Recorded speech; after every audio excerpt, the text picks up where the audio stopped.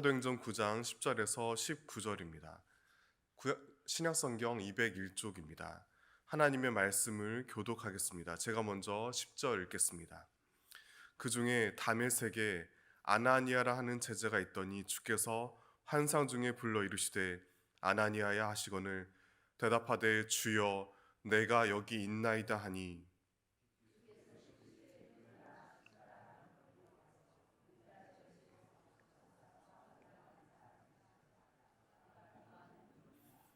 그가 아나니아 하는 사람이 들어와서 자기에게 안수하여 다시 보게 하는 것을 보았느니라 하시거늘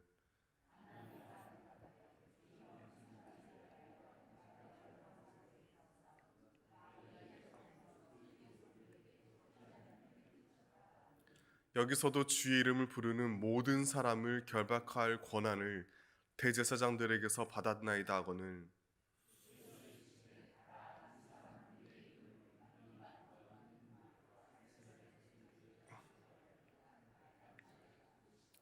그가 내 이름을 위하여 얼마나 고난을 받아야 할 것을 내가 그에게 보이리라 하시니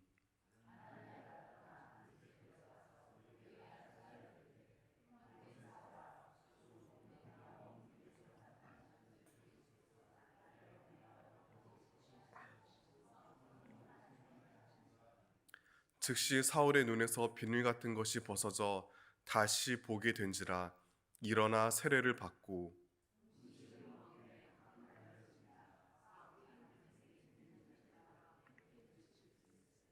아멘. 이른 새벽 하루의 첫 시간을 주님께 내어드리기 위해 이 자리로 찾아온 성도님들을 환영하고 축복합니다. 사도행전의 주인공을 조금 거칠게 정리하자면 베드로와 바울입니다. 전반부는 베드로를 중심으로, 후반부는 바울을 중심으로 이야기가 진행됩니다.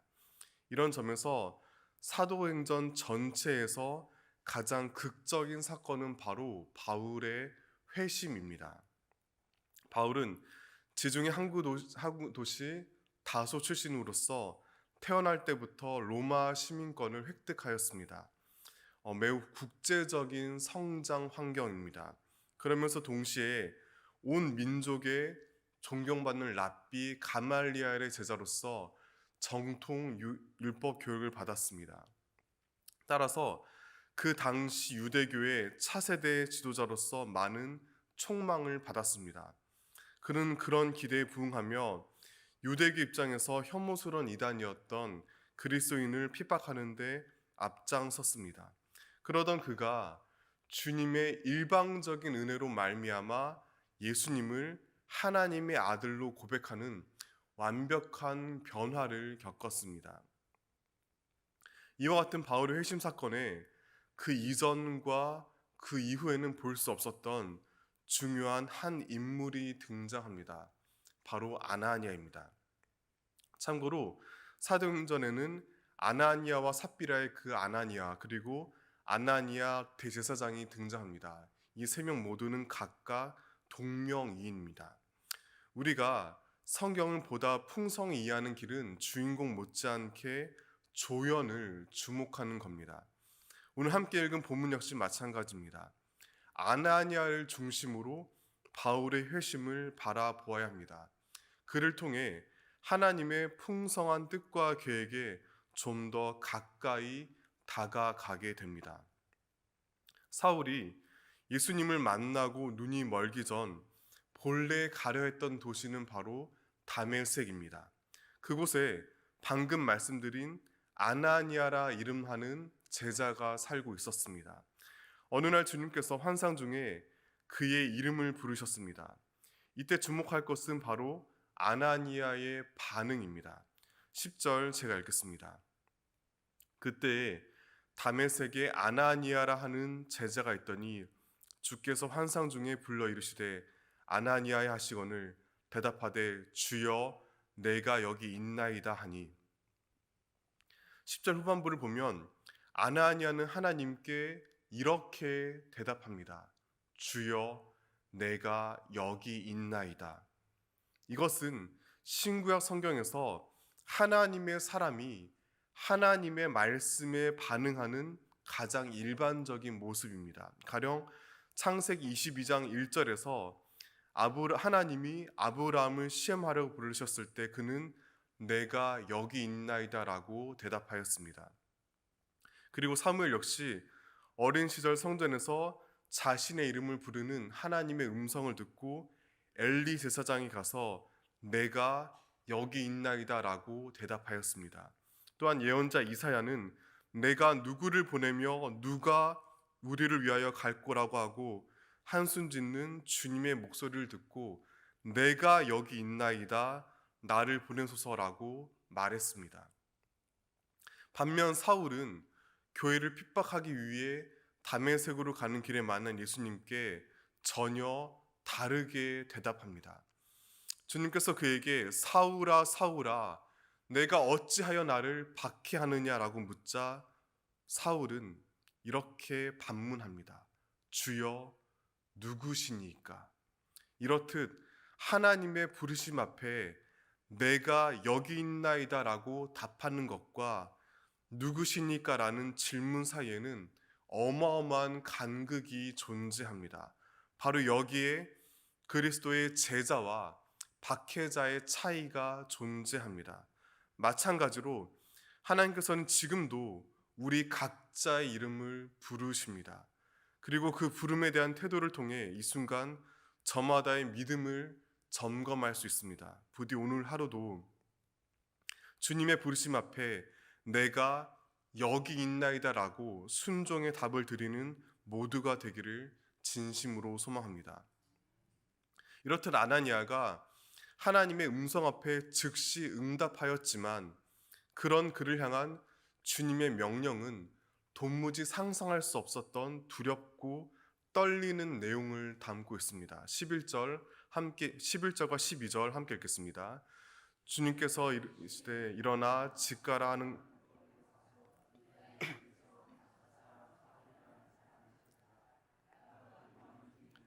그가 아나니아라는 사람이 들어와서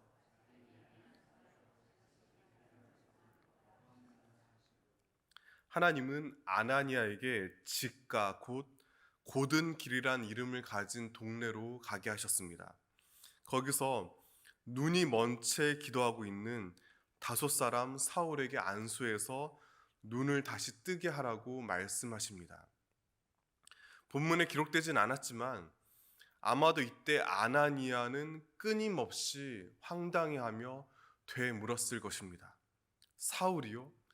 정말 그 사울 말씀하시는 것 맞습니까?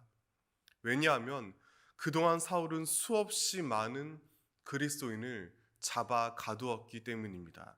그뿐만 아니라 대제사장의 승인까지 얻어서 더욱 기세등등하게 눈에 불을 켜고 교회를 추적하던 사람입니다. 13절과 14절 제가 읽어드리겠습니다. 아나니아가 대답하되 주여 이 사람에 대하여 내가 여러 사람에게 듣사온즉 그가 예루살렘에서 주의 성도에게 적지 않은 해를 끼쳤다 하더니 여기서도 주의 이름을 부르는 모든 사람을 결박할 권한을 대제사장들에게서 받았나이다 하거늘. 성경을 보다 생생하게 이해하기 위해서는 상상력을 가지고 읽어야 합니다. 지금 우리 눈앞에 묘사된 아나니아의 상황은 단지 몇 줄의 문장에 지나지 않습니다. 하지만 행간에는 이루 말할 수 없는 그의 당황과 공포가 담겨 있습니다. 한번 생각해 보시길 바랍니다. 당시 그리스도인은 소수에 불과했습니다. 사울이 감옥에 넣었을 뿐만 아니라 심지어 죽음에 이르게 한 사람 중에 아나니아가 알던 사람이 없었겠습니까? 너무나 당연하게도 그와 가까운 여러 사람이 사울로 말미암아 크나큰 어려움을 겪었을 것입니다. 따라서 아나니아에게 사울은 이미 도무지 용서할 수 없는 원수입니다. 게다가 지금 사울이 눈 먼 채로 숨지고 있다고는 하지만 좀 더 교활한 방법으로 교회를 핍박하려는 속임수일지도 모릅니다. 만약 그렇다면 그런 그에게 가는 것은 아나니아로서는 자기 스스로 사자 입에 머리를 들이미는 위험한 상황이었습니다. 하지만 그럼에도 아나니아는 결국 부르심에 순종합니다. 17절에서 19절 함께 읽겠습니다. 아나니아가 떠나 그 집에 들어가서 그에게 안수하여 이르되 형제 사울아 나를 보내어 너로 다시 보게 하시고 성령으로 충만하게 하신다 하니 즉시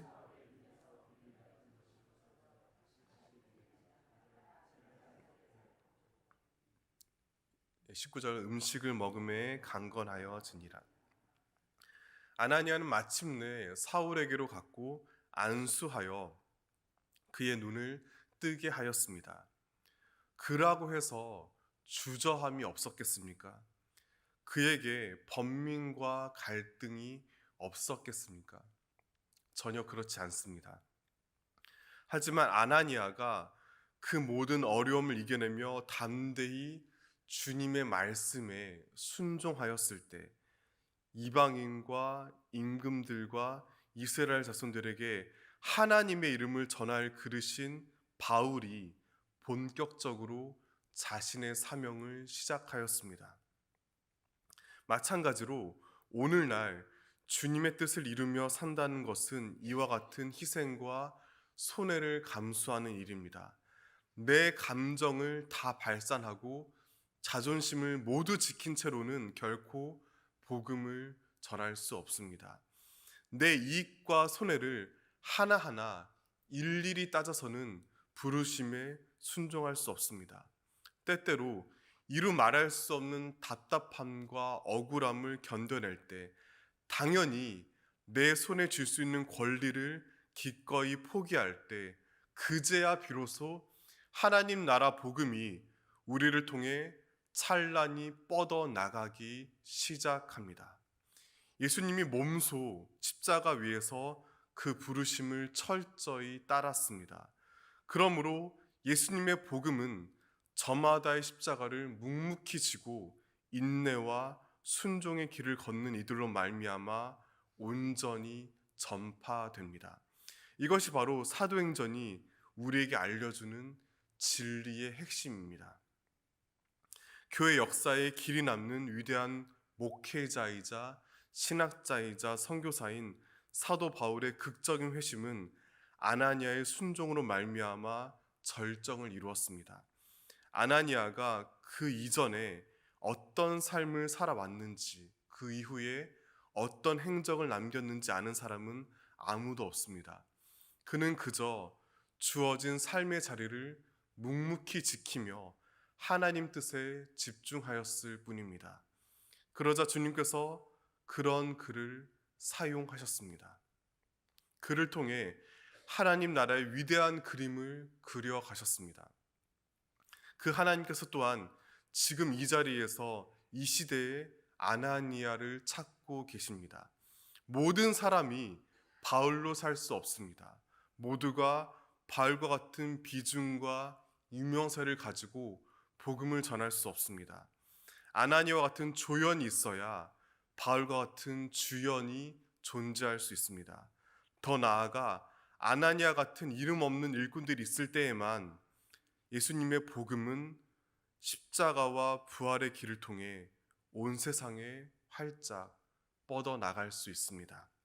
하나님의 드넓은 사랑 앞에 인간이 유치하게 나누는 주연과 조연의 기준은 무의미하기 때문입니다. 이러한 복음의 생명 앞에 오늘 하루도 섬김과 순종의 삶을 살아가는 모두가 되시기를 간절히 바라며 축원합니다. 기도하시겠습니다. 사랑의 주 하나님, 오늘도 새벽을 깨우며 말씀 앞에 서게 하시니 감사합니다. 바울의 회심 뒤에 아나니아의 순종이 있었듯이 하나님께서는 지금 이 시간에도 이름 없는 한 사람의 믿음을 통해 복음의 길을 여시고 하나님의 뜻을 이뤄 가심을 믿습니다. 주님, 오늘도 주님의 부르심 앞에 내가 여기 있나이다라고 응답하는 순종의 사람이 되게 하옵소서. 두려움과 갈등 속에서도 믿음을 잃지 않게 하시고 감정보다 복음을 앞세우는 성숙한 제자가 되게 하옵소서.